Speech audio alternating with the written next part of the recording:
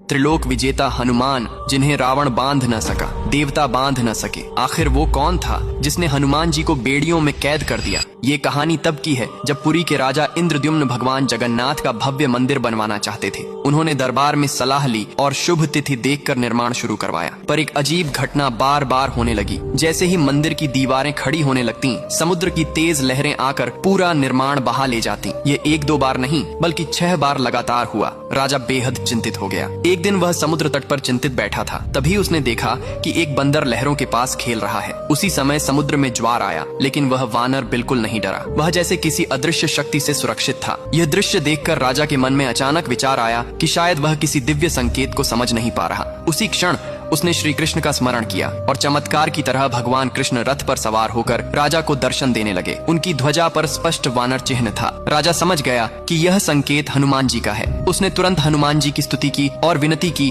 कि वे मंदिर निर्माण की रक्षा करें। राजा की भक्ति से प्रसन्न होकर हनुमान जी प्रकट हुए और बोले, तुम्हारी भक्ति सच्ची है राजा। आज से यह क्षेत्र सिद्ध क्षेत्र कहलाएगा। मैं स्वयं यहाँ रहकर पुरी और मंदिर की रक्षा करूंगा। इसके बाद हनुमान जी समुद्र तट की ओर मुख करके बैठ गए और समुद्र की लहरें फिर कभी आगे बढ़ने का साहस नहीं कर पाईं। लेकिन एक दिन हनुमान जी बिना अनुमति के अयोध्या चले गए। कहते हैं केवल लड्डू खाने की इच्छा से। जैसे ही वे गए, समुद्र उफन पड़ा, लहरें शहर में घुस गईं और मंदिर परिसर तक नुकसान होने लगा। जब हनुमान जी लौट कर आए, उन्होंने देखा कि उनकी अनुपस्थिति में कितना विनाश हो गया था। भगवान जगन्नाथ नाराज हुए और उन्हें लोहे की बेड़ियों में बांध दिया ताकि वे अब कभी अपनी रक्षा ड्यूटी छोड़कर न जाएं। हनुमान जी ने इसे दंड नहीं बल्कि सेवा का अवसर माना और वहीं ध्यान मग्न होकर पुरी की रक्षा में बैठ गए। तब से उन्हें बेड़ी हनुमान के नाम से पूजा जाता है और वही स्थान आज का प्रसिद्ध बेड़ी हनुमान मंदिर है, जहां माना जाता है कि हनुमान जी आज भी पुरी को समुद्र के क्रोध से बचा रहे हैं। जय जगन्नाथ।